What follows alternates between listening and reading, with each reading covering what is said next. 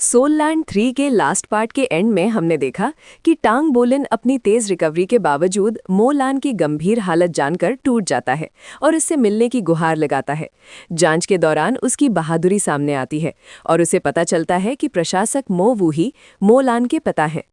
तो चलिए वीडियो शुरू करते हैं। मैं पहले अपने घर जाकर आऊंगी, उसके बाद थोड़ी ट्रेनिंग के लिए स्पिरिट पगोडा जाऊंगी। आखिरकार हमारे पास सिर्फ 1 महीने की छुट्टी है, गो युए ने कहा। मैं घर जा रहा हूँ, लेकिन खेती जारी रखूंगा, शिए शिए बोला। मैं भी घर जा रही हूँ, शू शियाओयान ने जोड़ा। मैं शिए शिए के ही शहर में रहती हूँ। मेरे लिए भी वही, युए झेंग्यू ने कंधे उचकाकर कहा। मुझे अपने चौथे रिंग के लिए अगली स्पिरिट सोल लेने घर जाना है। मैं यहीं रहूंगी, ये शिंगलान बोली। हालांकि मैं ज्यादा समय कैंपस में नहीं रहूंगी। गु युए के लौटने तक मैं एकांत में तलवार का अभ्यास करूंगी, फिर उसके साथ अगली स्पिरिट सोल लेने जाऊंगी। अगर स्पिरिट टावर में मदद चाहिए हो तो बस बुला लेना, तांग वुलिन ने कहा। ये शिंगलान ने सिर हिलाया। मेरी स्पिरिट सोल की ज़रूरतें थोड़ी ख़ास है। मैं टावर असॉल्ट नहीं करूंगी, मुझे अपनी सोल खरीदनी होगी। ठीक है, तांग वुलिन ने और सवाल नहीं किए। हर किसी के अपने रहस्य होते हैं। शू लिजी हंस पड़ा। लगता है अब मेरी बारी है। मैं परिवार से मिलने जा रहा हूँ, थोड़ा घर की याद आ रही है ना शिंगलान? वो उसकी ओर मुड़ा। तुम स्पिरिट पगोड़ा कब जाओगी? मैं भी साथ चलना चाहता हूँ। करीब आधे महीने में, उसने उत्तर दिया। शानदार, मुझे भी शामिल समझो। तांग वुलिन मुस्कुराते हुए सिर हिलारा और युआनिन ये हुई की ओर देखा। तुम्हारा क्या प्लान है? कहीं जा रही हो? मेरे पास कोई परिवार नहीं है, इसलिए मैं यहीं रुककर खेती करूंगी। युआनिन ये हुई बेहद अकेली सी लग रही थी। तांग वुलिन ने आह भरी। मेरे पास भी कोई परिवार नहीं है, तो मैं यहीं कैंपस में ही रहूंगा। शायद छुट्टी के दौरान कहीं जाओ, लेकिन फिलहाल तो हम दोनों यहीं रहेंगे। गु युए ने पहले युआनिन ये हुई को देखा, फिर तांग वुलिन को। वो हिचकी, होंठ खुले और बंद हुए, लेकिन अंत में चुप ही रही। लगता है हम सबके अपने अपने प्लान्स हैं, तो कुछ समय के लिए अलग होंगे, तांग वुलिन ने कहा। लेकिन अपने लक्ष्य को मत भूलना। शिंगलान जल्द ही अपनी चौथी सोल रिंग हासिल कर लेगी। अगले सेमेस्टर से हम बैटल आर्मर बनाना शुरू कर पाएंगे। सब लोग पूरी मेहनत करें। कब से पता नहीं, लेकिन 8 कामकाजी छात्र एक छोटे से परिवार जैसे बन गए थे।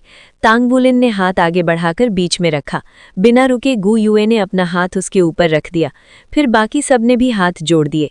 मुस्कुराहट और भरोसे से भरी नजरें मिली। एक साथ सिर हिलाकर उन्होंने कहा, पूरी मेहनत करेंगे। इसके बाद तांग वुलिन के भरोसेमंद दोस्त कमरे से निकल गए, सिर्फ एक को छोड़कर। मुझे गेट तक छोड़ दो, गु युए ने कहा। जरूर। तांग वुलिन ने हाथ सिर के पीछे बांधे और आराम से चलने लगा। सेमेस्टर के बीच की आज़ादी उसे अच्छी लगती थी। जैसे ही वो हॉस्टल से बाहर निकले, ठंडी हवा ने उनके बाल बिखेर दिए। गेट की ओर जाते रास्ते में एक अजीब सी उदासी थी। ज्यादातर छात्र छुट्टियों पर जा चुके थे, लेकिन शांति भी उतनी ही सच्ची थी। दोनों चुपचाप चलते रहे। गेट पार करने के बाद गु युए कुछ कदम आगे बढ़ी, फिर अचानक मुड़ी। अब तुम लौट जाओ, अगले सेमेस्टर में मिलेंगे, उसने हाथ हिलाकर कहा। कुछ भी असामान्य ना समझते हुए तांग वुलिन मुस्कुराया। फिर मिलेंगे। गु युए ने होंठ काटे। उसका हाथ हवा में थरथराया। फिर उसने एक बार और सख्ती से हाथ हिलाया। हाथ नीचे गिर गया। एक काली लिमोजीन आकर रुकी और वो बिना कुछ कहे उसमें बैठ गई। गाड़ी के जाते ही तांग वुलिन का दिल जोर से धड़क उठा। गु युए वाकई बहुत अमीर परिवार से आती है। वो कुछ देर तक गेट पर खड़ा रहा, शून्य में ताकता रहा। ठंडी हवा फिर से चली। होश में आकर वो फुटपाथ की ओर दौड़ा और ट्रेन स्टेशन के लिए टैक्सी ली। वो एक यात्रा पर जाने वाला था। सब कुछ पहले से तैयार था। उसकी प्राथमिकता सूची में सबसे ऊपर था अगली सील तोड़ने के लिए ज़रूरी 4 स्पिरिट आइटम हासिल करना। वो 3 महीने की समय सीमा के ठीक पहले रुकना नहीं चाहता था। वो छुट्टी के दौरान ही चौथी सील तोड़ना चाहता था। ऐसा होने पर उसे दूसरी ब्लड एसेंस सोल रिंग मिलेगी, ताकत में ज़बरदस्त बढ़ोतरी। इतनी जल्दी की एक वजह ये भी थी कि सील समय से पहले टूट सकती थी। ऐसा हुआ तो तबाही मच सकती थी। श्रेक एकेडमी और अपने अंकल मास्टर के यहाँ पोषण से भरपूर खाना खाने के बाद उसे भरोसा था कि उसका शरीर इस शक्ति को सह पाएगा। Golden dragon shocks the heavens में महारत हासिल करने के बाद उसकी ब्लड एसेंस पर भी पकड़ बहुत मजबूत हो गई थी।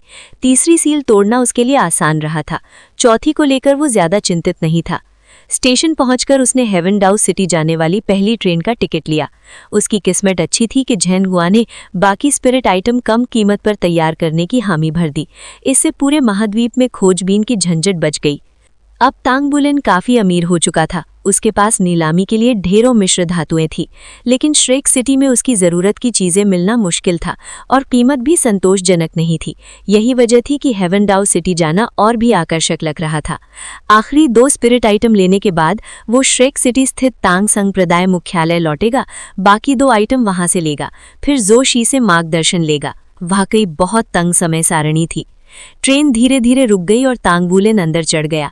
अपनी सीट पर बैठते ही वो चारों ओर देखकर चौंक गया। डिब्बा खचाखच भरा था। अचानक उसके दिल में बेचैनी उठी। आंखें बंद करते ही वो फिर से उन लाशों को देख सकता था जो कभी इसी डिब्बे में बिखरी पड़ी थी।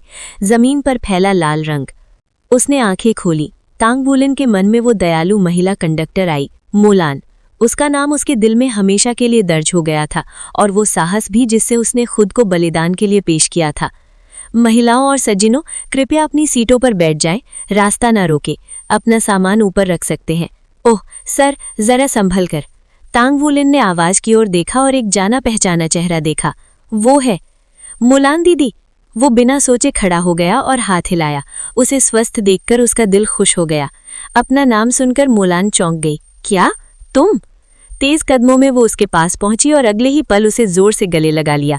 उस गर्माहट में तांग बुलेन को लगा जैसे वो अतीत माँ की बाहों में लौट आया है। बहुत समय हो गया था, वो लगभग भूल ही गया था ऐसी गर्मी कैसी लगती है। उसने नम आंखों से ऊपर देखा। मोलान दीदी। मोलान ने उसे और कसकर पकड़ लिया। धन्यवाद, धन्यवाद बुलेन। मैं तुम्हारा जितना भी शुक्रिया अदा करूं कम है, लेकिन उस दिन तुम अचानक क्यों चले गए? मुझे धन्यवाद तक कहने का मौका नहीं मिला। वो सिसक पड़ी। आसपास के यात्री सन्न रह गए, हमेशा शांत और प्रोफेशनल रहने वाली कंडक्टर को रोते देख। मेरे साथ आओ, मोलान ने आंसू पोंछते हुए कहा। वो उसका हाथ पकड़कर ले गई। तांग बुलेन ने विरोध नहीं किया। कंडक्टर के कमरे में पहुंचते ही भावनाओं का बांध टूट गया। मोलान धीमे धीमे रोती रही। उस दिन के बाद से उसकी जिंदगी का नजरिया बदल गया था। उसके पिता ने नौकरी छोड़ने को कहा, लेकिन उसने मना कर दिया। अगर वो डरकर पीछे हट जाती तो उसके पिता जनता का भरोसा खो देते। अंततः सुरक्षा बढ़ा दी गई। मोलान को नायिका कहा गया, लेकिन उसके दिल में वो जानती थी असली नायक तांग बुलेन था, और उसकी सारी जानकारी दुनिया से मिटा दी गई थी। अपने पिता के मुख से ही मोलान को ये दबाव मिला था कि तांग बुलेन के बारे में चुप्पी साधे रखी जाए। ये आदेश ऊपर से आया था, लेकिन मोलान ये नहीं जानती थी कि तांग बुलेन से जुड़ी हर बात को गोपनीय रखने में श्रेक अकादमी की भी बहुत बड़ी भूमिका थी, और ये सब उसकी सुरक्षा के लिए किया गया था। इतना कम उम्र का प्रतिभाशाली व्यक्ति अगर सुर्खियों से दूर रहे तो दुष्ट आत्मा गुरुओं की खतरनाक नजरों से बच सकता था। बड़ी बहन मोलान, मत रोइए, देखिए मैं बिल्कुल ठीक हूँ। तांग बुलेन ने अपनी सबसे उजली मुस्कान ओढ़ ली। आप कैसी हैं? पूरी तरह ठीक हो गई? उसने पास रखे टिश्यू उठाए और उनकी ओर बढ़ाए। मोलान ने टिश्यू लेकर आंखों के कोनों को पोंछा। मैं ठीक हूँ, धन्यवाद।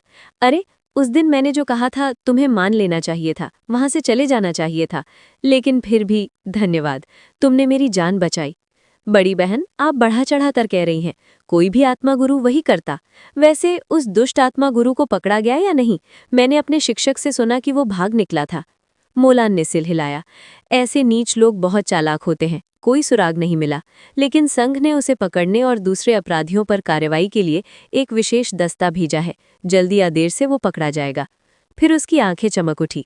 ओह हाँ, अच्छा हुआ आज हम मिल गए। ये लो, इसे रखो। कहते हुए उसने जेब से एक कार्ड निकाला और उसे दे दिया। ये पूरे संघ में मान्य ट्रेन पास है।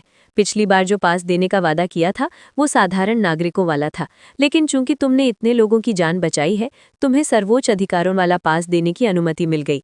आगे जब भी ट्रेन में सफर करोगे, बस ये कार्ड दिखा देना। तुम्हें मुफ्त यात्रा मिलेगी और 4 लोगों के लिए निजी कमरा भी। चाहो तो दूसरों को भी साथ ला सकते हो। हैं, ये कार्ड तो कमाल का है, तांग बुलेन खुशी से बोला। मोलान मुस्कुराई। नायक को नायक जैसा ही सम्मान मिलना चाहिए। तुम इसके हकदार हो, इसे संभाल कर रखना। अगर खो जाए तो मुझे फोन करना, मैं नया बनवा दूंगी। वैसे तुम्हारा नंबर क्या है? कुछ ही पलों में तांग बुलेन का नंबर उसके संपर्कों में दर्ज हो गया। चलो मैं तुम्हें तुम्हारा निजी कमरा दिखा देती हूँ, खुद अनुभव कर लो। आंसुओं के आखिरी निशान पोंछकर मोलान खुशी खुशी कदम बढ़ाती हुई उसे ट्रेन के मध्य हिस्से की एक बोगी में ले गई। हर ट्रेन में वीआईपी क्षेत्र होता था। वहां केवल विशिष्ट अतिथि ही जा सकते थे। टिकट खरीदकर अंदर जाना संभव नहीं था। केवल उच्च पदस्थ राजनेता, शक्तिशाली आत्मा गुरु या प्रतिष्ठित सैन्य अधिकारी ही इसके योग्य थे। स्पष्ट था कि वहां मौजूद लोग केवल पैसे के दम पर नहीं, बल्कि संघ में योगदान के कारण वहां थे। क्योंकि मोलान ट्रेन कंडक्टर थी, उसे पता था कौन से कमरे खाली हैं। वो तांग वुलिन को बीच में स्थित एक कमरे तक ले गई। कमरा बहुत बड़ा नहीं था, आखिर ट्रेन के अंदर बना था, लगभग दर्जन वर्ग मीटर में फैला हुआ, जिसमें एक छोटा सोफा, मेज और 2 बंक बेड थे। 4 लोगों के लिए पर्याप्त और सामान्य सीटों की तुलना में काफी आरामदायक। वुलिन, अभी यहीं आराम करो, ट्रेन चलने वाली है, मुझे कुछ काम निपटाने हैं, फुर्सत मिलते ही मिलने आऊंगी, मोलान ने स्नेह से मुस्कुराते हुए कहा। ठीक है, थोड़ी देर में मिलते हैं बड़ी बहन। दरवाजा बंद होते ही तांग वुलिन बिस्तर पर औंधे मुंह गिर पड़ा। एक करवट ली, फिर चादर में चेहरा दबा लिया। ताज़ी धुली चादरों की खुशबू मन को शांति दे रही थी। इतना सुकून था कि यहाँ ध्यान लगाना आसान होता, लेकिन उसने ध्यान नहीं लगाया। आज उसे आराम चाहिए था। लंबे समय से जमा तनाव और थकान को नींद में बहा देना ज्यादा लुभावना लग रहा था, और वही उसने किया। धीरे धीरे उसकी पलकें हल्की हो गई। जब तांग वुलिन की आंख खुली तो वो खुद को तरोताज़ा महसूस कर रहा था। कई हफ्तों बाद इतनी ऊर्जा। उसने जम्हाई लेते हुए शरीर फैलाया। मेज तक जाते समय उसके कदमों की हल्की आवाज़ गूंजी। उसने पानी की बोतल उठाई और कुछ घूंट पिए। फिर कुर्सी पर बैठकर खिड़की से बाहर देखने लगा। भागते हुए दृश्य, हरियाली, जिम्मेदारियों और कर्तव्यों का बोझ जैसे कहीं खो गया था। अचानक ट्रेन जोर से हिली। तांग वुलिन चौकन्ना हो गया। क्या हुआ? पिछली घटना याद आते ही वो सतर्क हो गया। उसने दरवाज़ा खोला और बाहर झांका। कोई नजर नहीं आया। उसी क्षण ट्रेन में एक बिगड़ी हुई घोषणा गूंजी। मोलान, तुरंत 9वीं बोगी में आओ, अगर नहीं आई तो पूरी ट्रेन उड़ा दूंगा। तांग वुलिन के दिल में डर समा गया। फिर से हमला? वो 13वीं बोगी से दौड़ता हुआ 9वीं बोगी की ओर भागा। क्या आतंकियों को श्रेक से हेवेंडो जाने वाली ट्रेन से ही इतना प्यार है?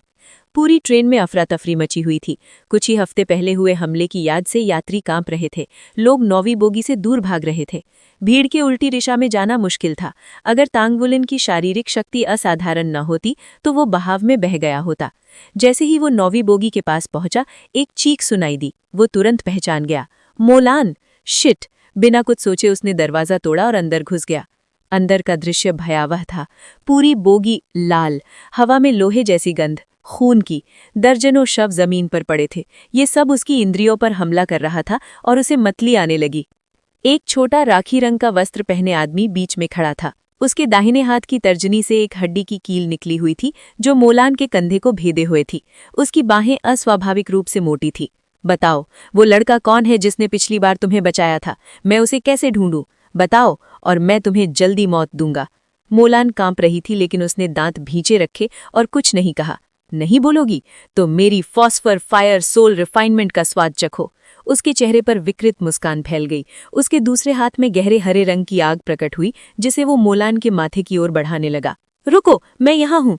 तांग वुलिन झपटा। उसकी आंखें बैंगनी चमक उठी। पर्पल डीमन आइज का आध्यात्मिक हमला। नजरें मिलते ही वो जम गया। वे हरे, भयानक इंद्रिय। उसके सिर में असहनीय पीड़ा उठी। उसने सिर पकड़ लिया और जमीन पर गिर पड़ा। उसके सामने वो आदमी पर्वत था और वो खुद एक चींटी। उसकी आंखों का बैंगनी रंग बुझ गया। वो चीखता रहा। बहुत आसान, बहुत अच्छा। आदमी हंसा। तुम्हारी ताकत मेरे सामने किसी काम की नहीं। तुमने मेरा समय बचाया। उसने नुकीले दांत दिखाए। चिंता मत करो, मैं तुम्हें और इसे इतनी जल्दी नहीं मारूंगा। तुम दोनों फॉस्फर फायर सोल रिफाइनमेंट का पूरा आनंद लोगे। फिर वो मोलान की ओर मुड़ा और हरी आग की आखिरी लपट उसके भीतर समा गई। मोलान चीख पड़ी। उसका शरीर दर्द का विरोध करने की कोशिश में झटके खाने लगा, जिससे उसके कंधे का घाव और भड़क उठा। हर हरकत के साथ चमकीला लाल खून जमीन पर बिखरने लगा। तभी हरी लपट पूरी तरह उसके सिर में समा गई और उसे हरे रंग में रंग दिया। असफल आध्यात्मिक हमले की प्रतिक्रिया झेलने के बाद तांग वुलिन जमीन पर बेसुध पड़ा रहा। असहाय होकर ये सब देखता रहा, मोलान को बचाने में पूरी तरह असमर्थ। श्रीक अकेडमी में प्रवेश करने के बाद से तांग वुलिन ने अनगिनत चुनौतियों का सामना किया था और कदम दर कदम मजबूत होता गया था। इंपीरियल सन मून अकेडमी को टीम युद्ध में हराने के बाद उसे लगा था कि उसने आखिरकार अपनी जगह पा ली है, लेकिन अब इस दुष्ट आदमी के सामने खड़ा होकर उसे एहसास हुआ कि वो अब भी कितना तुच्छ था। वो शक्ति के मार्ग पर बस चलना शुरू ही हुआ था और सच्ची ताकत का मतलब नहीं समझता था। वो इस आदमी की शक्ति की कोई सीमा तक देख भी नहीं पा रहा था। फिर भी वो मोलान को बचाने के लिए सब कुछ दांव पर लगाने को तैयार था। तांग बुलेन ने अपना दिमाग साफ करने के लिए जीभ की नोक को इतनी जोर से काटा कि खून निकल आया। प्रचंड सिर दर्द के बावजूद उसने अपनी इच्छा शक्ति समेटी और खुद को खड़ा होने के लिए मजबूर किया। उसने जमीन पर जोर से पैर पटका। ट्रेन कांप उठी और वो गोली की तरह आगे बढ़ा। उसकी रक्तसार उल्टी दिशा में बहने लगी और उसकी ड्रैगन आभा पल भर में चरम पर पहुंच गई। अगले ही क्षण उसका स्वर्णिम ड्रैगन पंजा प्रकट हुआ और उसने golden dragon shocks the heavens का प्रहार किया, अपनी सारी ताकत इस एक ही वार में झोंकते हुए। अभी अभी झेली गई आध्यात्मिक प्रतिक्रिया से तांग बुलेन जानता था कि वो इस आदमी का मुकाबला नहीं कर सकता। वो इस राक्षस के सामने बिल्कुल नगण्य था। उसके पास बस यही उम्मीद थी कि अचानक किया गया हमला कुछ असर दिखा दे, लेकिन उसे अपने हमले में गलती से मोलान को नुकसान पहुंचाने से भी बचना था। उस आदमी की नज़र तांग बुलेन पर पड़ी। उसकी आंखों में काली हास्य भावना झलक रही थी। उसने मोलान को तांग बुलेन की दशा में घुमा दिया, उसे दोनों के बीच ढाल की तरह ले आते हुए। तांग बुलेन ने पहले कभी इतना शैतान इंसान नहीं देखा था, लेकिन अपने सारे युद्ध अनुभव के साथ वो इसके लिए तैयार था। दौड़ते दौड़ते उसने घोस्ट शैडो परप्लेक्सिंग स्टेप का इस्तेमाल कर खुद को एक ओर झुकाया, बाएं हाथ से एक सीट पकड़ी और उसे सहारे की तरह इस्तेमाल करते हुए खुद को दीवार की ओर उछाल दिया। फिर उसने दीवार से लात मारी और अपनी दिशा बदलते हुए मोलान के चारों ओर घूमकर आदमी पर बगल से हमला किया। भारी दबाव में तांग बुलेन की घोस्ट शैडो परप्लेक्सिंग स्टेप की दक्षता अगले स्तर पर पहुंच गई। आदमी ने अपना बायां हाथ उठाया, उसकी उंगलियों से लंबी हड्डी की कीलें फूट पड़ी और तांग बुलेन के शरीर को भेदने के लिए आगे बढ़ी। अब पीछे हटना बहुत देर हो चुकी थी, इसलिए तांग बुलेन आगे ही बढ़ता गया। तभी आदमी ने महसूस किया कि तांग बुलेन में कुछ अजीब है। उसकी आंखें सुनहरी रोशनी से चमक उठीं। तांग बुलेन ने एक ड्रैगन सी गर्जना की। उसने आदमी पर पंजा चलाया और 5 गहरे सुनहरे प्रकाश पुंज छोड़ दिए। Golden dragon shocks the heavens की शक्ति से समर्पित ये golden dragon dread claw Tang Wulin अब तक का सबसे शक्तिशाली हमला बन गया। दोनों के बीच शक्ति के अंतर को जानने के बावजूद तांग बुलेन ने जरा भी हिचकिचाहट नहीं दिखाई। ये उसका एकमात्र मौका था और दुश्मन को चोट पहुंचाने की आखिरी उम्मीद। ट्रेन के डिब्बे की तंग जगह में तांग बुलेन के लिए हड्डी की कीलों से बचना असंभव था, लेकिन यही बात उस आदमी पर भी लागू होती थी। वो भी तांग बुलेन के हमले से बच नहीं सकता था। एक दहाड़ के साथ आदमी के चारों ओर धूसर शक्ति कवच फूट पड़ा। मोलान उड़कर अगले डिब्बे में जा गिरी और तांग बुलेन को जोर से दीवार में दे मारा गया। धातु की दीवार धंस गई और तांग बुलेन उसके बीच एक छोटे गड्ढे में फंस गया। तांग बुलेन ने मुश्किल से आंखें खोली। वो आदमी के कवच पर पड़ी 5 दरारें धुंधली सी देख पा रहा था। आदमी ने एक अमानवीय चीख निकाली, किसी भयानक दैत्य जैसी। तांग बुलेन की आंखों में दृढ़ निश्चय चमका। उसने ब्लू सिल्वर घास की एक लता निकाली, उस डिब्बे के पास की सीट को जकड़ा जहां मोलान गिरी थी और खुद को खींच लिया। बिना किसी हिचकिचाहट के उसने फिर से अपना गोल्डन ड्रैगन रेड क्लॉ चलाया और दीवारों को काट डाला। अपने और आदमी वाले डिब्बे को मोलान वाले डिब्बे से अलग कर दिया। डिब्बे के 2 हिस्से एक दूसरे से दूर बहने लगे। बीच में एक विशाल छेद बन गया। ब्लू सिल्वर घास की मदद से तांग बुलेन डिब्बे की छत पर जा पहुंचा। जब धूसर कवच गायब हुआ तो आदमी की छाती से 5 रक्त रेखाएं बहने लगी। घाव हड्डियों तक पहुंच चुके थे। ये समझते ही कि एकमात्र 3 रिंग वाला बच्चा उसे घायल कर सका है, उसकी आंखें क्रोध से लाल हो गईं। वो तांग बुलेन का पीछा करता हुआ छत पर आ गया, पीछे पीछे कई परछाइयां छोड़ते हुए। तांग बुलेन ने फिर पंजा चलाया और डिब्बों का दूसरा सिरा भी काट डाला। अब केवल वही और वो धूसर वस्त्रधारी आदमी बचे थे। एक सर्द हवा तांग बुलेन की पीठ से गुजरी। उसका शरीर अकड़ गया और उसने खुद को तुरंत एक ओर फेंक दिया। पीछे देखने की हिम्मत न करते हुए उसने गोल्ड सॉन्ग को बाहर फेंका और उसे उछाल पट्टी के रूप में इस्तेमाल कर जंगल की ओर छलांग लगा दी। तांग बुलेन की सबसे बड़ी प्राथमिकता पर्यटकों की सुरक्षा थी। वो जानता था कि आशरंग वस्त्रधारी आदमी का निशाना पहले वो है, फिर मोलान। मोलान पहले ही घायल थी, इसलिए वो बस यही कर सकता था कि उस आदमी को उससे जितना हो सके दूर ले जाए। उसे भरोसा था कि सरकार को सूचना मिल गई होगी और उन्होंने दुष्ट सोल मास्टर को खत्म करने के लिए बल भेज दिया होगा। अब उसे बस उनके पहुंचने तक जिंदा रहना था। आदमी ने तांग बुलेन को भागते देख एक डरावनी हंसी हंसी। उसने बाहें फैलाईं और ट्रेन से कूदकर उसके पीछे लग गया। वो पक्षी की तरह तेज था और पल भर में पास आ गया। तारों की रोशनी तांग बुलेन के पंजे के चारों ओर लिपट गई। अगले ही क्षण उसका दस्ताना प्रकट हुआ। तांग बुलिन ने अपनी बची खुची सोल पावर समेटी और उसे पंजे में प्रवाहित किया। फिर एक और ड्रेड क्लॉ हमला किया। साथ ही ब्लू सिल्वर घास की अनगिनत लताएं उसके शरीर से चारों दिशाओं में निकल पड़ीं और उसने गोल्ड सॉन्ग से अपनी दिशा बदलने की कोशिश की, लेकिन वो भाग पाता उससे पहले ही हरी लपटें फूट पड़ीं और हर एक लता को जला डाला, उस लता को भी जिसमें गोल्ड सॉन्ग जुड़ा था। गोल्ड सॉन्ग को ऐसा लगा जैसे उसे बिजली का झटका लगा हो। तांग बुलिन ने महसूस किया कि गोल्ड सॉन्ग लपटों में गायब हो गया। उसके गायब होते ही उसके दिल में तीव्र पीड़ा उठी और उसका शरीर सुन्न हो गया। वो जमीन पर गिर पड़ा। अगले ही पल वो आदमी उसके ऊपर आ गिरा। शक्ति का अंतर बहुत अधिक था। आशरंग वस्त्रधारी आदमी के पास कम से कम 6 रिंग्स थीं और एक अत्यंत शक्तिशाली मार्शल सोल।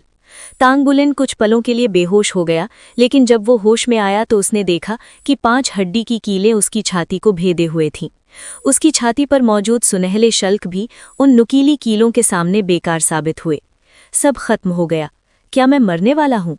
मौत का डर तांग बुलिन के दिल में उमड़ पड़ा। उसके होठों पर एक कड़वी मुस्कान आ गई। उसने कभी नहीं सोचा था कि उसकी मौत इस तरह होगी।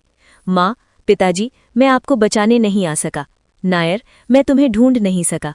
मैं कभी महान सोल मास्टर नहीं बन पाया। अनगिनत पछतावे उसके मन में उमड़ आए जब वो मौत का सामना कर रहा था।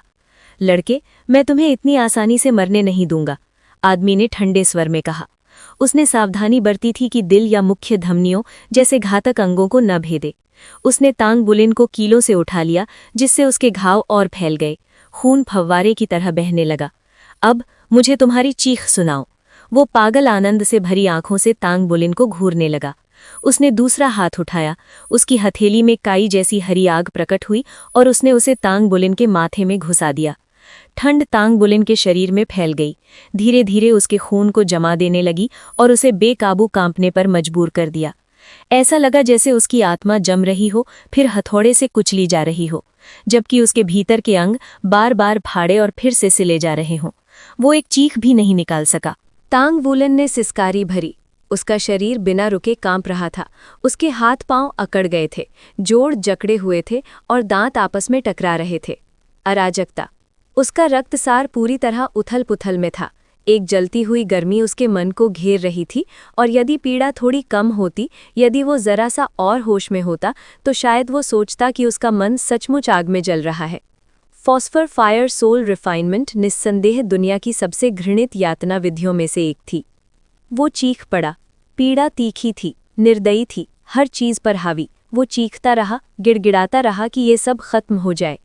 तांग बुलिन की करुण चीखें सुनते ही राख रंगे वस्त्र पहने उस व्यक्ति के चेहरे पर नुकीले दांतों से भरी मुस्कान फैल गई। उसके शिकार की आध्यात्मिक शक्ति जितनी अधिक होती, परिष्करण के बाद उसकी आत्मा की घृणा उतनी ही प्रबल होती और उतना ही अधिक उसका पुनर्जीवन। तांग बुलिन अब सह नहीं पाया। जब हरी लपटें उसकी आध्यात्मिक बुनिया में घुसने लगी तो वो बेहोश हो गया। लेकिन जैसे ही वो पूरी तरह डूबने वाला था, उसके माथे पर एक रहस्यमय सुनहरा निशान चमक उठा, इतना तेज कि आंखों में आंसू आ जाएं। एक ही पल में उसकी आध्यात्मिक दुनिया से हरी आग पूरी तरह मिट गई। जब उस आदमी की नज़र उस सुनहरे निशान पर पड़ी तो उसकी आंखें भी उसी सुनहरे रंग में रंग गई। सुपर ईगो और ईगो क्षण भर में टूट गए। फिर उसने एक दर्दनाक चीख मारी, अपनी हड्डी की नुकीली कांटों को तांग बुलिन के शरीर से खींच लिया और ऐसे पीछे हट गया मानो उसने किसी दैत्य को देख लिया हो। तांग बुलिन के खुले घावों से खून फूट पड़ा, लेकिन वो गिरा नहीं। वो वहीं खड़ा रहा, निश्चल। उसकी आंखें अब भी बंद थीं। तू हरामी, वो क्या था? तूने मेरी आग के साथ क्या किया? आदमी दहाड़ उठा। फॉस्फर फायर उसकी मार्शल आर्ट की शक्ति का स्रोत था। उसका हर अंश उसकी ताकत बढ़ाता था। उसने दशकों तक लोगों की आत्माओं को यातना देकर परिष्कृत किया था, ताकि भूखी लपटें और भड़कें और प्रखर हों। लेकिन उसके लिए ये अविश्वसनीय था कि उसका 10वां हिस्सा अभी अभी गायब हो चुका है। मैं तुझे मार डालूंगा। वो आदमी हवा में उछल गया। उसकी उंगलियों पर मौजूद हड्डी के कांटे विशाल पंजों में बदल गए और उसने तांग बुलिन पर झपट्टा मारा। अचानक तांग बुलिन की आंखें खुल गई। जब उस आदमी ने उसकी आंखों में देखा तो उसे चक्कर सा आ गया और उसकी हरकतें रेंगने लगी। ये आंखें, ये क्या है? अब वे काली नहीं थीं। तांग बुलिन की आंखें चमकते सुनहरे रंग में बदल चुकी थीं, जिनके बाहरी किनारों पर नीले रंग की हल्की आभा नृत्य कर रही थी। युवावस्था की मासूमियत गायब हो चुकी थी। उसकी जगह सर्वज्ञता का एक प्रभामंडल था। उसका शरीर झटका खाकर पीछे की ओर झुका, लगभग जमीन के समानांतर। फिर वो एक कुंडलीदार स्प्रिंग की तरह उछला। उसके अंग फड़के, मांसपेशियां ऐठी और जोड़ चटकने की आवाज पूरे डिब्बे में गूंजी। उसने अपना दाहिना हाथ सीने के गहरे घावों पर फेरा, एक बार लहराया, घाव सिसकते हुए आपस में जुड़ गए, खून का बहना रुक गया। तभी उसके माथे पर वो सुनहरा निशान फिर प्रकट हुआ। इस बार आदमी ने उसे पहचान लिया, उसकी आत्मा शक्ति जम सी गई। वो था सुनहरा 3 शाखाओं वाला त्रिशूल। उसके सामने खड़ा व्यक्ति अब वो साहसी किशोर नहीं था जो अपनों के लिए बेखौफ खतरे में कूद पड़ता था। नहीं, ये कोई और था, पूरी तरह कोई और। तांग वुलिन ने दाहिना हाथ उठाया, लेकिन ड्रैगन क्लॉ नहीं निकाला।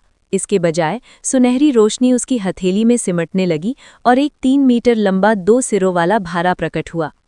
तांग वुलिन की आकृति झिलमिलाई और वो सीधे आदमी की नाक के सामने प्रकट हो गया, भाले के साथ वार। वो आदमी चीख पड़ा। शिकार अब शिकारी बन गया था। उसकी प्रवृत्तियां विनाश की चेतावनी दे रही थी। वो शरीर को एक ओर मोड़ने की कोशिश करता रहा, किसी तरह उस वार से बचने के लिए, लेकिन वो जितना भी चिल्लाया उसका शरीर हिला तक नहीं। भाला उसके आर पार हो गया। क्या? वो तो अभी वहीं था। आदमी कराहने लगा, अपनी छाती से निकले भाले को अविश्वास से देखता हुआ। उसकी आत्मा शक्ति घूमने से इनकार कर रही थी। फिर एक भयानक ठंड उसके शरीर में फैल गई। भाला लालच से उसकी आत्मा शक्ति और जीवन शक्ति को चूसने लगा, उसके शरीर से निकालकर तांग वुलिन में भरता गया। राख रंगे वस्त्र पहने आदमी कांप उठा। वो खुद को तेजी से बूढ़ा महसूस कर रहा था, चमड़ी ढीले पड़ती जा रही थी, हड्डियां पतली होती जा रही थीं। ये क्या हो रहा है? ये मेरी जीवन शक्ति कैसे छीन रहा है? वो केवल एक सोल एम्परर ही नहीं था जिसने अतीत में सोल सेजेस को भी मारा था, वो एक 1 वर्ड बैटल आर्मर मास्टर भी था। फिर भी तांग वुलिन के भाले के सामने वो पूरी तरह असहाय था। जिन्हें जीवन की सबसे कम कद्र होती है, वही मृत्यु से सबसे अधिक डरते हैं, और वो आदमी भी अपवाद नहीं था। अंग जवाब दे रहे थे, शरीर सिकुड़ता जा रहा था, जीवन शक्ति बहती जा रही थी। वो बस स्थिर खड़ा रह सका, देखता रहा, जब तक कि भाला और अधिक उज्ज्वल न हो गया, दहकते हुए सुनहरे प्रकाश में बदल गया। उसने आसन्न मृत्यु की कल्पना करते हुए एक मौन चीख मारी, आंखें भींच ली। जब उसने फिर से आंखें खोली तो वो दम घोटू हरे रंग से घिरा हुआ था। विलाप की आवाज़ें गूंज रही थीं। अनगिनत हरे ज्वालामय प्रेत उसकी ओर बढ़ रहे थे।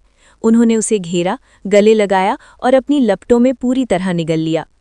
बुराई का अंत विनाश ही होता है, तांग वुलिन ने धीमी पर स्पष्ट आवाज में कहा। ये उसकी सामान्य किशोर सुलभ दृढ़ता से बिल्कुल अलग स्वर था। उसने बाएं हाथ से अपना चेहरा छुआ, अपने भावों को महसूस किया और फिर हल्की सी मुस्कान दी। उसने एक लंबी सांस ली, भाले पर लटके हुए सूखे सिकड़े शरीर को झटक कर फेंक दिया। एक और आह उसके होंठों से निकली। भाला प्रकाश के कणों में टूट गया, जो बहते हुए उसके हाथ में लौट आए और उसकी स्किन में समा गए। वो जमीन पर लेट गया। उसके माथे का सुनहरा निशान धीरे धीरे मध्यम पड़ा और गायब हो गया। 1 मिनट बाद आकाश में लाल चमक फैल गई, लेकिन जितनी जल्दी आई उतनी जल्दी विलीन हो गई। उसके स्थान पर लाल कवच में एक व्यक्ति तांग वुलिन के पास उतरा। कवच पर आग की नक्काशी थी, हर लपट अलग, हर एक शक्तिशाली सर्किट कोर थीं। वे लपटें अनगिनत थीं, मानो पूरी दुनिया को निगलने को आतुर हों। लाल वाइजर ने उसकी पहचान छिपा रखी थी। पीठ से विशाल चमगादड़ जैसे पंख निकले हुए थे, जो उड़ान में सहायक थे। एक ही फड़फड़ाहट में आग धधक उठी। वहां कोई है, दूर से किसी ने चिल्लाकर कहा। एक सीटी गूंजी, कुछ ही क्षणों में दर्जनों मेका आकृतियां पास आने लगी, ज्यादातर बैंगनी मॉडल के। उनका नेतृत्व एक काले मेका ने किया, जिसके 3 जोड़ी पंख थे और उसके प्रणोदन जेट्स से आग निकल रही थी। जैसे ही वो लाल कवच वाले व्यक्ति के पास पहुंचा, उसने अपने सभी 6 पंख फैला दिए। 100 मीटर की दूरी पर आकर वो रुक गया। नमस्कार महामहिम, मैं हेवन डू सिटी की प्रथम मेका रेजिमेंट का कप्तान लियू आन हूँ। स्पीकर से गूंजती आवाज आई। क्या मैं आपकी पहचान जान सकता हूँ? स्कारलेट कवच के चारों ओर नाचती लपटें धीरे धीरे शांत हो गई, और वो कवच परत दर परत प्रकाश के कणों में बिखरता चला गया, अंततः उस शरीर में विलीन हो गया जिसे वो घेरे हुए था। मैं ब्लैक स्मिथ एसोसिएशन का झैन हुआ हूँ। मुझे अपने भतीजे शिष्य से सहायता का अनुरोध मिला था और मैं उसे बचाने आया। जब मैं पहुंचा तब किसी भी शत्रु के कोई निशान नहीं मिले। उसकी आवाज़ में एक टाइटल्ड डुलुओ और 4 शब्दीय बैटल आर्मर मास्टर का अडिग अधिकार था। हालांकि केवल गिने चुने ही लाल मेचा अस्तित्व में थे, इसलिए काले मेचा को अक्सर पदानुक्रम के शीर्ष पर माना जाता था। लेकिन काले मेचा का पायलट लियू आन रुक गया और सम्मानपूर्वक झेनहुआ का अभिवादन किया।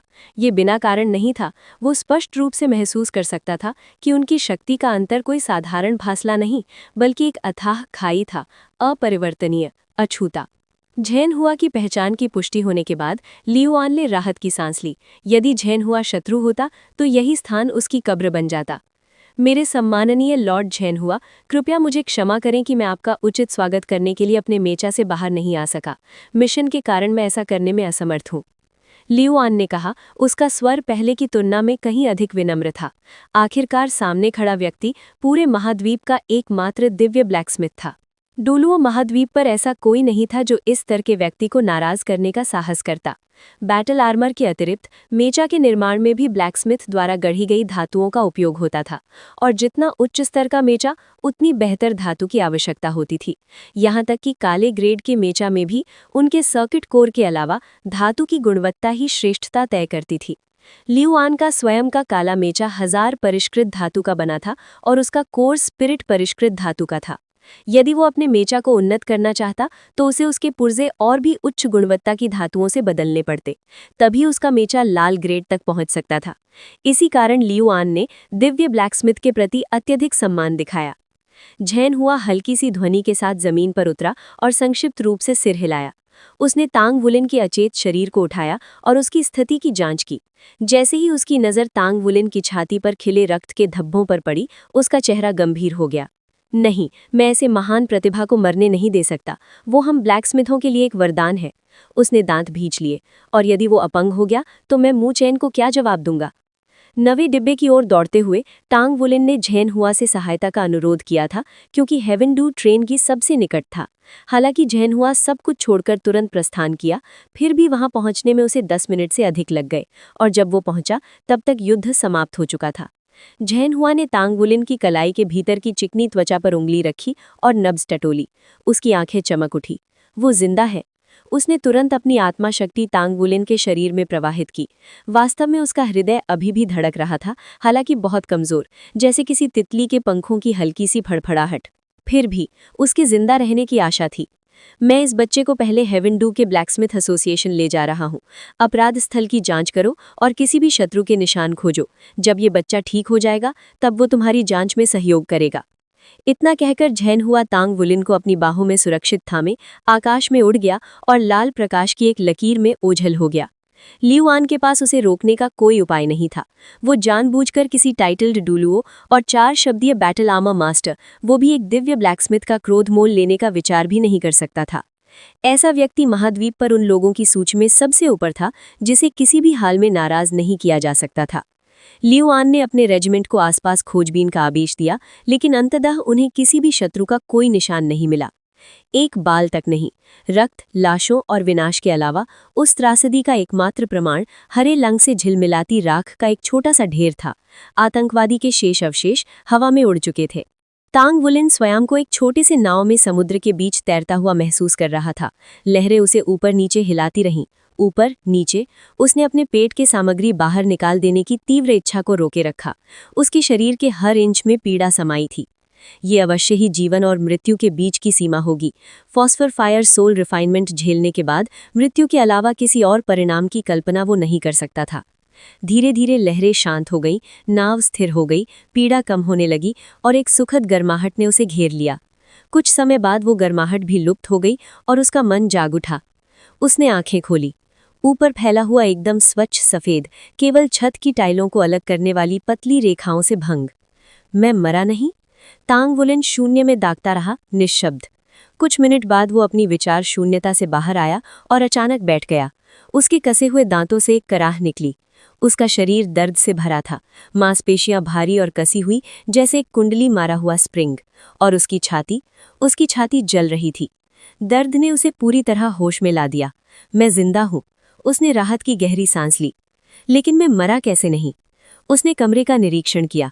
साफ सुथरे वातावरण के अलावा वहां कुछ भी विशेष नहीं था। ये किसी कैदी का कमरा नहीं हो सकता था, और ना ही कोई दुष्ट आत्मा साधक उसे इतनी अच्छी तरह रखता। वो व्यक्ति तो घोर पापी था, ऐसे अमानवीय कृत्य करने में सक्षम जिन पर पर भर न झिझकता। तांग वुलिन ने अपनी चेतना को भीतर की ओर भेजा और अपने शरीर की स्थिति का निरीक्षण किया। आश्चर्यजनक रूप से वो लगभग पूरी तरह ठीक था। छाती की कुछ मेरिडियन नलिकाओं को छोड़कर उसे और कोई क्षति नहीं दिखी। उसकी सभी ऊर्जाएं सामान्य थी, पहले के जैसी ही। लेकिन जो बात उसे सबसे अधिक चकित कर गई वो थी उसकी आत्मा शक्ति, जो काफी बढ़ गई थी। वो अब अपने मेरिडियन चैनलों में होने वाले सूक्ष्मतम परिवर्तनों को भी महसूस कर सकता था। ये अनुभूति उसे विस्मय से भर गई। वो जानता था कि इसका क्या अर्थ है। वो स्पिरिट सी रेल्म में प्रवेश कर चुका था। ये एक अत्यंत महत्वपूर्ण पड़ाव था। 7 रिंग से पहुंचने से पहले उसकी साधना अब आत्मा शक्ति से सीमित नहीं रहेगी, और तब भी यदि उसकी शक्ति और बढ़ती रही तो शायद नहीं। इसके अतिरिक्त वो सैद्धांतिक रूप से 3 बैंगनी स्पिरिट सोल से संयोजन कर सकता था, जो 9 रिंग्स प्रदान करने के लिए पर्याप्त थी। टाइटल्ड डुलुओ बनने का मार्ग अब उसके लिए खुल चुका था। श्रेक एकेडमी के इनर कोर्ट में प्रवेश की शर्तें थीं: एक शब्दीय बैटल आर्मर मास्टर का होना, 5 सोल रिंग्स का स्वामी होना और स्पिरिट सी रेल्म प्राप्त करना। 5 सोल रिंग्स हासिल करना सबसे आसान था। यद्यपि तांग वुलिन दूर था, लेकिन उसके पास 6 वर्ष थे। वो निश्चित रूप से उस स्तर तक पहुंच सकता था, बल्कि गोल्डन ड्रैगन किंग की शक्ति को आत्मसात करके उससे भी आगे जा सकता था। स्पिरिट सी रेल्म प्राप्त करने के बाद उसकी एकमात्र वास्तविक बाधा एक शब्दीय बैटल आर्मर मास्टर बनना था। ऊपर से उसकी स्पिरिट एलॉय से बनी गॉन्टलेट उसे एक कदम आगे ही रखती थी। तांग वुलिन मुस्कुरा दिया।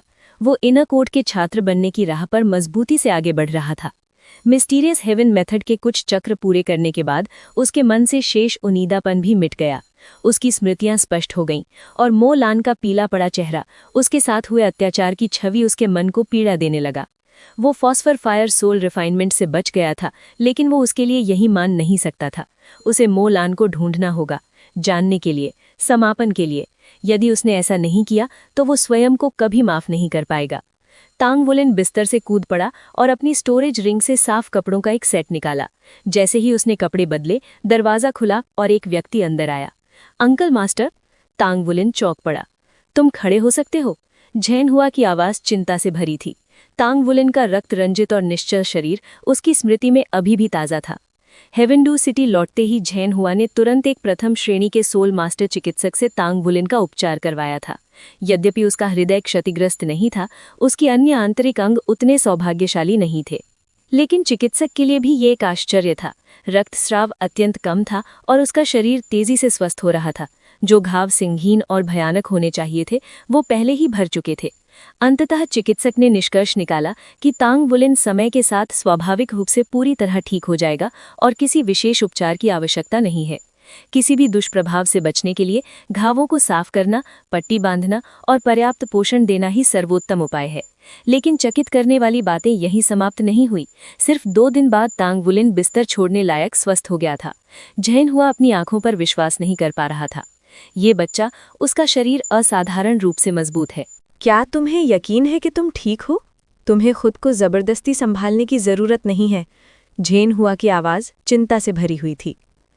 तांग वुलिन ने मुस्कुराकर कहा, हाँ अंकल गुरु, मुझे बचाने के लिए धन्यवाद। झैन हुआ ने सिर हिलाया। जब मैं पहुंचा तब वहां किसी भी दुश्मन का कोई निशान नहीं था, इसलिए ये कहना ठीक नहीं होगा कि मैंने ही तुम्हें बचाया। लेकिन सच में तुम्हारे शरीर की रिकवरी की रफ्तार हैरान करने वाली है। बिना किसी बाहरी मदद के तुम इतनी जल्दी ठीक हो गए। क्यों ना मैं तुम्हें एक और जांच के लिए ले चलूं? मैं ठीक हूं, तांग वुलिन ने कंधे उचकाते हुए कहा। मैंने खुद को पहले ही जांच लिया है। बस जख्मों की वजह से मेरी मेरिडियन नाड़ियों में हल्की रुकावट है। कुछ दिनों में वो अपने आप खुल जाएगी। बाकी सब नियंत्रण में है। वो थोड़ा रुका, गला साफ किया। अंकल गुरु, कंडक्टर का क्या हुआ? उस पर भी हमला हुआ था। झैन हुआ की भौहें सिकुड़ गईं। वो गहरी सोच में डूब गए, जैसे केवल उनका सिर ही विचारों के समुद्र से बाहर हो। अगर मुझे ठीक से याद है तो उसकी हालत ज्यादा अच्छी नहीं है। सुना है उसे आपात चिकित्सा में भेजा गया है, लेकिन उसका दिमाग। उन्होंने गहरी सांस ली। उसके मस्तिष्क और आत्मा दोनों को गंभीर नुकसान पहुंचा है। मुझे अफसोस है वुलिन, लेकिन डॉक्टर नहीं जानते कि वो कब होश में आएगी। तांग वुलिन को ऐसा लगा जैसे उसे बर्फीले पानी में डुबो दिया गया हो। वो लगातार नीचे डूबता गया, ऊपर की रोशनी सिमटती चली गई और अंततः खामोश अंधेरे में बदल गई।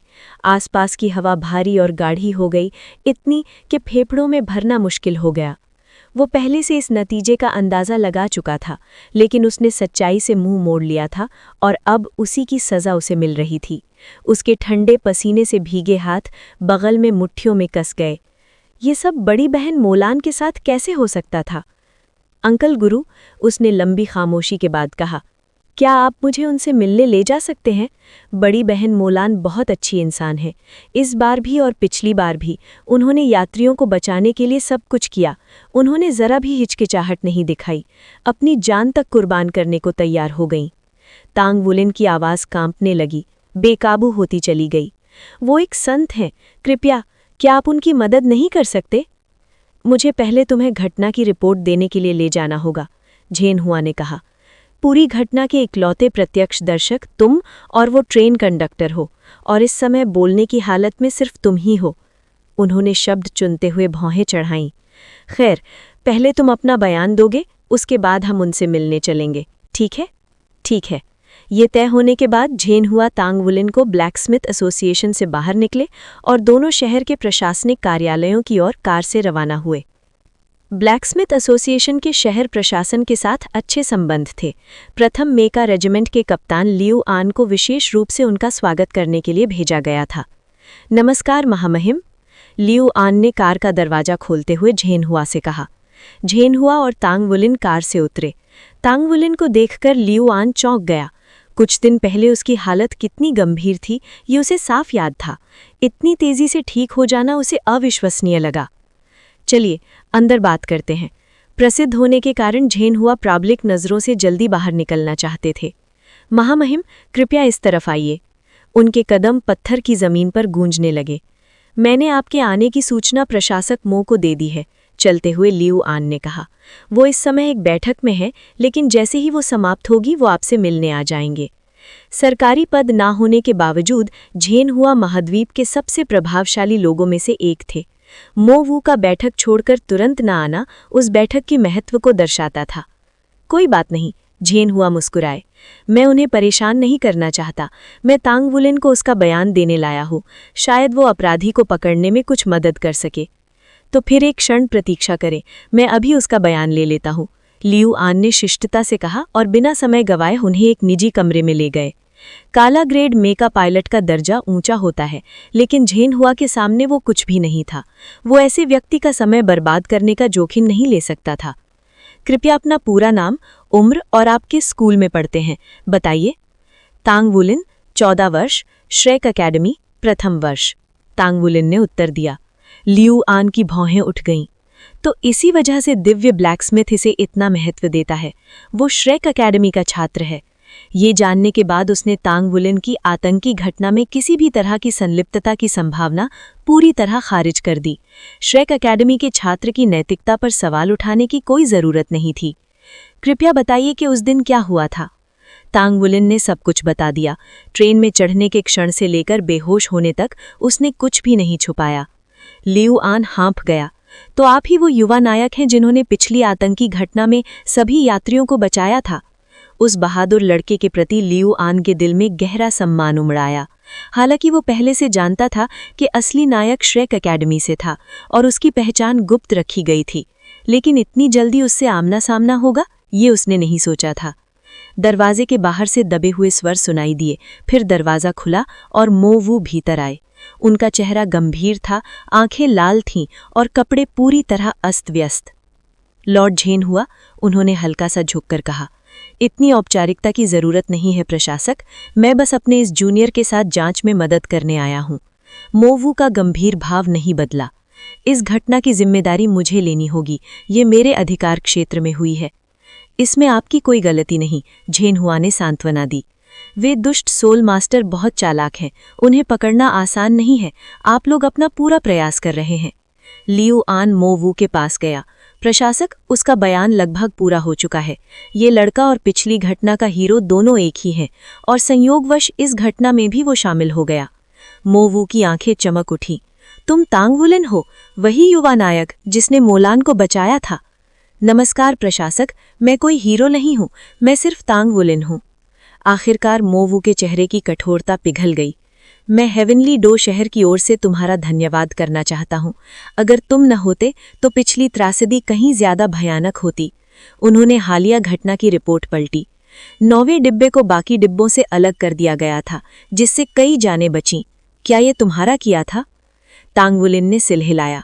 एक बार फिर तुम्हारी बहादुरी के लिए धन्यवाद, मोवू ने हल्की मुस्कान से कहा।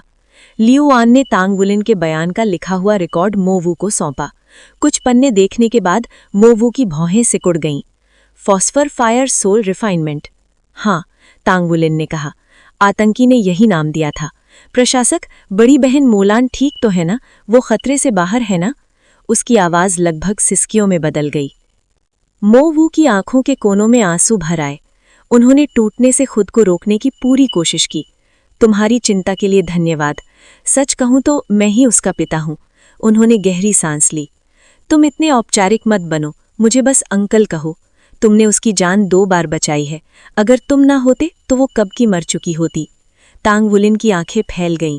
उसे पहले से प्रशासक का चेहरा कुछ जाना पहचाना लग रहा था, लेकिन वो समझ नहीं पा रहा था क्यों। अब जानकर के वो मोलान के पिता हैं, सब कुछ स्पष्ट हो गया। ध्यान से देखने पर पिता पुत्री की समानता साफ झलक रही थी। तो बड़ी बहन मोलान कहाँ है? फॉस्फर फायर सोल रिफाइनमेंट दर्द का जीवंत रूप है। तांग वुलिन चिंता किए बिना नहीं रह सकता। वो ये उम्मीद भी नहीं कर सकता कि एक सामान्य इंसान, जो सोल मास्टर भी नहीं है, इतनी सहनशील होगी।